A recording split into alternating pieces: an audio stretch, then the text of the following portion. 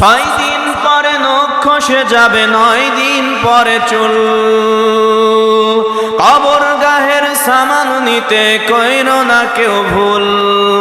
6 দিন পরে নখ খসে যাবে, 9 দিন পরে চুল। কবর গাহের সামান নিতে কইরো না কেউ ভুল। কবর জায়গা ভালো নয়, কবর জায়গা ভালো নয়, কবর জায়গা ভালো নয়। আমল দিয়েই কবর গৃহ সাজিয়ে নিতে হয়। কবর জায়গা ভালো নয়, নামাজ দিয়েই কবর গৃহ সাজিয়ে নিতে হয়। 17 দিন পর পেট ফেটে শেষ প্রকার খাদ্য হবে। 60 দিন পর গোশ থাকবে না, কঙ্কাল পরে রবে। 17 দিনে পেট ফেটে শেষ প্রকার খাদ্য হবে। 60 দিন পর গোশ থাকবে না, কঙ্কাল পরে রবে। 90 দিনে হাড়গুলি সব, 90 দিনে হাড়গুলি সব আলাদা হয়ে রয়। কবর জায়গা ভালো নয়, কবর জায়গা ভালো নয়, কবর জায়গা ভালো নয়। আমল দিয়েই কবর গৃহ সাজিয়ে নিতে হয়। কবর জায়গা ভালো নয়, নামাজ দিয়েই কবর গৃহ সাজিয়ে নিতে হয়। কথা বলেন ঠিক কিনা? কুল্লু মান আলাইহা ফান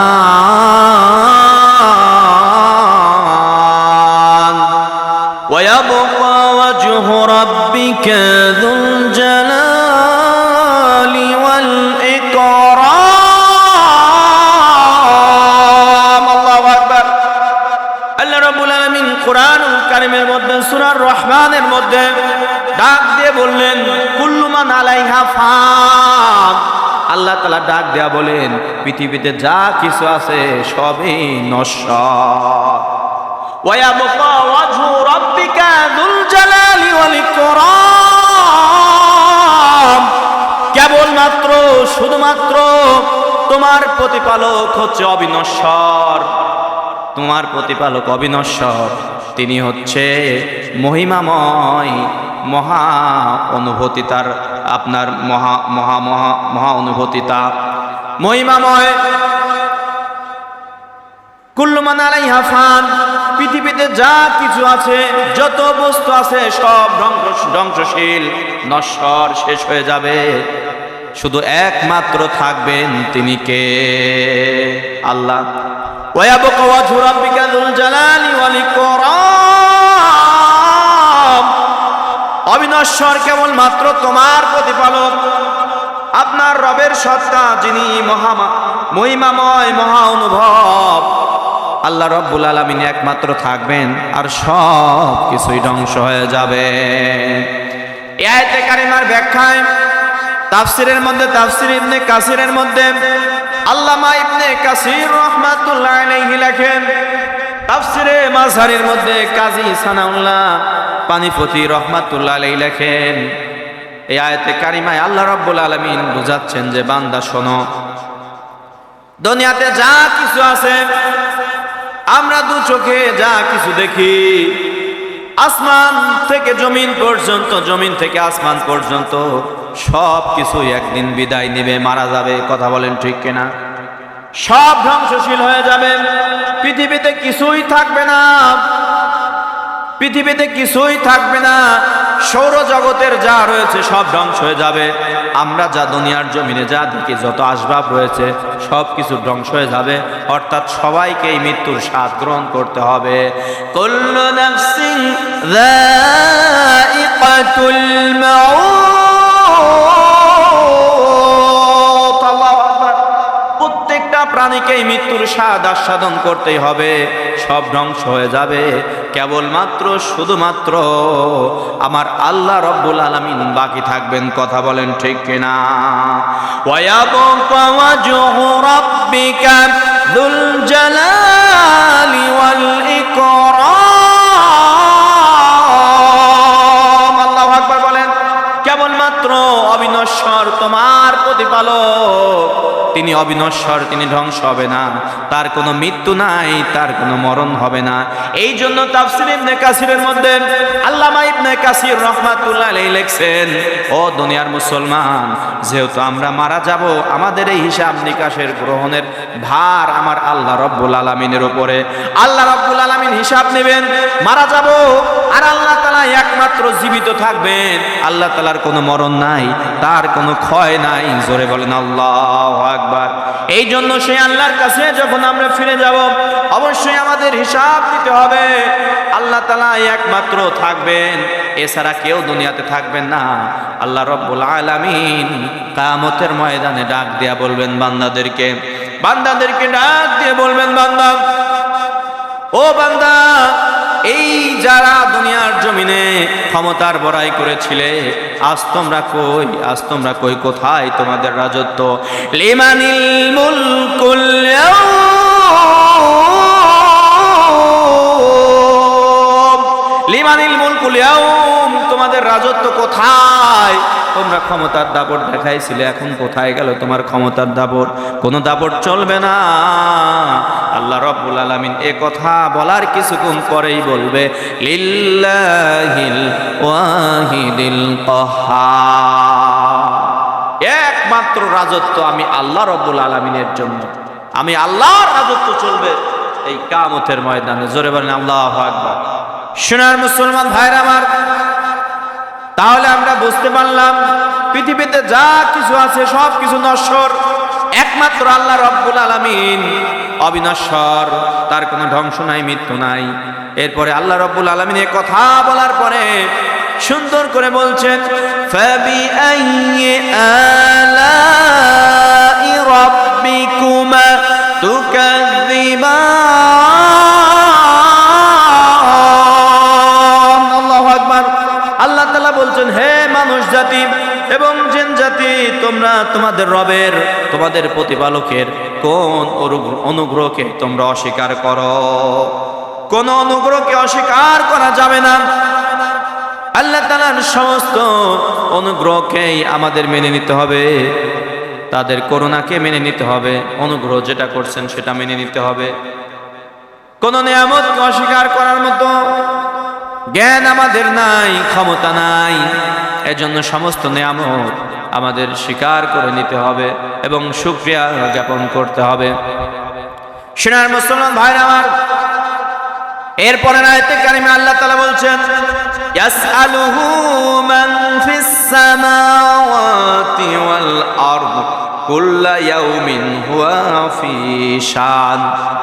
আল্লাহ তাআলা ডাক দেয়া বলছেন, আসমান ও জমিনে যা আছে সবই তার কাছে প্রার্থনা করে, প্রতিদিন তিনি গুরুত্বপূর্ণ কাজে রত থাকে। আসমান এবং জমিনে যা কিছু আছে সব কিছুই আল্লাহ রাব্বুল আলামিনের কাছে প্রার্থনা করেন এবং তিনি প্রতিদিন গুরুত্বপূর্ণ কাজে রত থাকেন। সোনার মুসলমান ভাইরা আমার, এই আয়াতে কারিমার ব্যাখ্যায় তাফসীর ইবনে কাসিরের মধ্যে আল্লামা ইবনে কাসির রাহমাতুল্লাহ আলাইহি তাফসীরে মাযহারের মধ্যে কাজী সানাউল্লাহ পানিপতি রাহমাতুল্লাহ আলাইহি লেখেন, তাফসীরের ব্যাখ্যায় লেখেন, আসমান এবং জমিনে যা কিছু আছে আল্লাহ রাব্বুল আলামিন সবকিছুই আল্লাহ তাআলার কাছে প্রার্থনা করেন, আল্লাহ তাআলার কাছে চান। ইবনে জারির রাহমাতুল্লাহ আলাইহি এই তাফসীরের ব্যাখ্যায় ইবনে জারির রাহমাতুল্লাহ আলাইহি ইবনে আব্বাস রাদিয়াল্লাহু তাআলা আনহু থেকে বর্ণনা করেন, আল্লাহ রাব্বুল আলামিন সাদা মুক্তা দ্বারা লাউহে মাহফুজ, আপনার লাউহে মাহফুজ সাজায়। কি মুক্তা দ্বারা? সাদা মুক্তা দ্বারা লাউহে মাহফুজ সাজায় এবং লাউহে মাহফুজে দুইটা মলাট রয়েছে লাল ইয়াকুতের, এবং সেখানে কিতাব এবং কলম নূরের তৈরি। আল্লাহ রাব্বুল আলামিন এই লাউহে মাহফুজটা প্রতিদিন পরিদর্শন করে 360 বার। 360 বার লাউহে মাহফুজ পরিদর্শন করে। পরিদর্শন করার সময় আল্লাহ রাব্বুল আলামিন তিনি এই পরিদর্শন করার সময় আল্লাহ রাব্বুল আলামিন ডাক দেয়া বলেন, বান্দা, আল্লাহ রাব্বুল আলামিন ডাক দেয়া বলেন, বান্দা, আমি যে কুল্লা ইয়াউমিন হুয়া ফি শান, প্রতিদিন কাজে রত থাকে, এই কাজটা বোঝাতে গিয়ে আল্লাহ তাআলা লাহে মাহফুজ সাদা ইয়াকুত দ্বারা, সাদা মুক্তা দ্বারা সাজান। এরপরে সেখানে 360 বার সেখানে আপনার পরিদর্শন করেন। পরিদর্শন করার সময়, প্রতিবার পরিদর্শন করার সময় আল্লাহ তাআলা কার কি রিজিক রয়েছে সেটা দেন, এবং কার কখন মৃত্যু হবে আল্লাহ রাব্বুল আলামিন সেখান থেকে মৃত্যুর ফয়সালা করেন, এবং কে জীবিত থাকবে, কার হায়াত লাগবে আল্লাহ তাআলা ফয়সালা করেন, কার জীবনের উত্থান হবে সেটাও ফয়সালা করেন, কার জীবনের পতন হবে সেটাও আল্লাহ রাব্বুল আলামিন সেখান থেকে লাওহে মাহফুজ থেকে ফয়সালা করে দেন। মুসলমান ভাইরা আমার, এবং আল্লাহ তাআলা যা ইচ্ছা সেখান থেকে তাই করেন। আল্লাহ তাআলার মন চা ইচ্ছা সেখান থেকে তিনি ফয়সালা করেন, লাওহে মাহফুজ থেকে ফয়সালা করেন। ফাআলুল লিমা ইউরিদ, আল্লাহু আকবার, তিনি যা চান তাই করেন। কোরআনুল কারীমের অন্য জায়গায় বলেন, ইযা আরাদা শাইয়ান আইয়াকুলা লাহু কুন ফায়াকুন। আল্লাহু আকবার, তার মন যা চায় তিনি তাই করেন। তার যখন কোনো বিষয় ইচ্ছা হয় তিনি বলেন কুন ফায়াকুন, শুধু বলেন হও, আর যা হওয়ার তাই হয়ে যায়। সুবহানাল্লাহ। এই জন্য আল্লাহ রাব্বুল আলামিন এই আয়াতে কারিমায় ডাক দিয়ে বলছেন, আসমান এবং জমিনে যা কিছু আছে সব কিছু প্রার্থনা আমি আল্লাহ রাব্বুল আলামিনের কাছেই করে। কারণ কার কখন দরকার, মানুষ প্রত্যক্ষ পরোক্ষ, মানুষ নিজে অন্তর থেকে অথবা পরোক্ষভাবে যেভাবেই হোক আল্লাহ রাব্বুল আলামিনের কাছে চেয়ে থাকেন, প্রার্থনা করেন। মানুষের যখন রেজেক দরকার হয় আল্লাহর কাছে চান রেজেক। মানুষ যখন বিপদে পড়ে যায় আল্লাহর কাছে বিপদের জন্য প্রার্থনা করে, ওগো আল্লাহ আমি বিপদে পড়েছি, তুমি দয়া করে মেহেরবানি করে আমাকে উদ্ধার করো। কথা বলেন ঠিক কিনা? এই আয়াতে কারিমায় ব্যাখ্যায় আল্লামা ইবনে কাসির এই কথাগুলোই লিখেছেন। মানুষ স্বেচ্ছায় অথবা অনিচ্ছায় প্রত্যক্ষ পরোক্ষভাবে সব কিছু আল্লাহর কাছে প্রার্থনা করেন। আল্লাহ রাব্বুল আলামিনের কাছে সবাই মুকাফেকি, আল্লাহ রাব্বুল আলামিন অমুকাফেকি। কথা বলেন ঠিক কিনা? আমরা সূরা ইখলাস সবাই পারি। সূরা ইখলাসের অর্থ দেখেন কত সুন্দর। কুল হুয়াল্লাহু আহাদ, বলো আল্লাহ এক, আল্লাহুস সামাদ, আল্লাহ মুকাফেকি, লাম ইয়ালিদ ওয়া লাম ইউলাদ ওয়া লাম ইয়াকুল লাহু কুফুয়ান আহাদ, করেননি, কারোর থেকে জন্মগ্রহণ করেননি, ওয়া লাম ইয়াকুল লাহু কুফুয়ান আহাদ, কেহই তাহার সমকক্ষ নয়। আল্লাহুস সামাদ, আল্লাহ মুকাফেকি। আসমাউল হুসনার মধ্যে আল্লাহ তাআলার গুণবাচক নামের মধ্যে সামাদ রয়েছে। এই জন্য আমরা যদি কারোর নাম সামাদ রাখি তাহলে রাখতে হবে আব্দুস সামাদ। কি রাখতে হবে? আব্দুস সামাদ। আল্লাহ মুকাফেকি, আমরা সকলেই তার মুকাফেকি। আল্লামা ইবনে কাসির রাহমাতুল্লাহ আলাইহি তাফসীর ইবনে কাসিরের মধ্যে কাজী সানাউল্লাহ পানিপত্তি রহমাতুল্লাহ আলাইহি তার লিখিত তাফসীরে মাযহারের মধ্যে বলেছেন, আসমান জমিনে যা কিছু আছে সকলে আল্লাহর কাছে আমরা সজ্ঞানে হোক, প্রত্যক্ষ হোক, পরোক্ষ হোক, প্রার্থনা করে থাকি। আমাদের জীবনের দৈনন্দিন জীবনের যা প্রয়োজন সব কিছু আমরা আল্লাহ রাব্বুল আলামিনের কাছেই চেয়ে থাকি। কথা বলেন ঠিক কিনা? এজন্য আমরা আল্লাহর কাছে মুখাফেকি। একমাত্র আল্লাহ রাব্বুল আলামিন অমুখাফেকি। আল্লাহ তাআলা কারণ মুখাফেকি নন, তিনি স্বয়ং সম্পূর্ণ। তিনি যা ইচ্ছা তাই করেন, যাকে ইচ্ছা আপনার উত্থান করেন, যাকে ইচ্ছা পতন করে দেন। মানুষের জীবনে উত্থান পতন রয়েছে, এটা আল্লাহ তাআলার ফয়সালা। আল্লাহ রব্বুল আলামিন কাকে পতন করবেন, কাকে উত্থান করবেন, আল্লাহ রব্বুল আলামিনই ভালো জানেন এবং তিনি এটা আসমান থেকে করে থাকেন। এজন্য মানুষের জীবনে উত্থান পতন নিয়ে মানুষ পেরেশানিতে পড়ে যায়। মানুষের জীবনে উত্থানও রয়েছে, পতনও রয়েছে। উত্থান পতনের সমন্বয়ে জীবনকে পরিচালিত করতে হবে। সাময়িকভাবে পতন হলে বিচলিত হওয়া যাবে না, ভেঙে যাওয়া যাবে না, মন ক্ষুণ্ণ করা যাবে না, কষ্ট পাওয়া যাবে না। হয়তো কষ্ট সাময়িকভাবে হতে পারে, আল্লাহ রাব্বুল আলামিন ধৈর্যভাবে চললে, ধৈর্য ধারণ করে চললে, আল্লাহর কাছে দোয়া করার মাধ্যমেও আবার সুদিন ফিরে আসবে। কথা বলেন ঠিক কিনা? মুসলমান ভাইরা আমার, এরপরে আল্লাহ রাব্বুল আলামিন এরপরে বললেন, কুল্লা ইয়াউমিন হুয়া ফি শান। আল্লাহ তাআলা প্রত্যেকটা সময় তিনি কাজে রত রয়েছেন। এর ব্যাখ্যায় তাফসির ইবনে কাসিরের মধ্যে আল্লামা ইবনে কাসির রাহমাতুল্লাহ আলাইহি তাফসিরে মাসারির মধ্যে কাজী সানাউল্লাহ পানিপতি রাহমাতুল্লাহ আলাইহি লেখেন, এই আয়াতে কারিমার অংশটুকু ইহুদিদের জন্য, ইহুদিদের প্রশ্নের জবাব আল্লাহ রাব্বুল আলামিন দিয়েছেন। কারণ ইহুদিদের ধারণা ছিল মহান আল্লাহ রাব্বুল আলামিন শনিবারে কোনো কাজ করেন না, শনিবারে কোনো কাজ করেন না। এই আয়াতে কারিমা তাদের জবাব যে আল্লাহ রাব্বুল আলামিন প্রত্যহ গুরুত্বপূর্ণ কাজে রত রয়েছেন। কেমন গুরুত্বপূর্ণ কাজ? আল্লাহ রাসূল সাল্লাল্লাহু আলাইহি ওয়াসাল্লাম একদিন এই আয়াতে কারিমা তেলাওয়াত করলেন, কুল্লা ইয়াউমিন ফি শান। আল্লাহ তাআলা প্রত্যেকটা মুহূর্ত গুরুত্বপূর্ণ কাজে রত রয়েছে।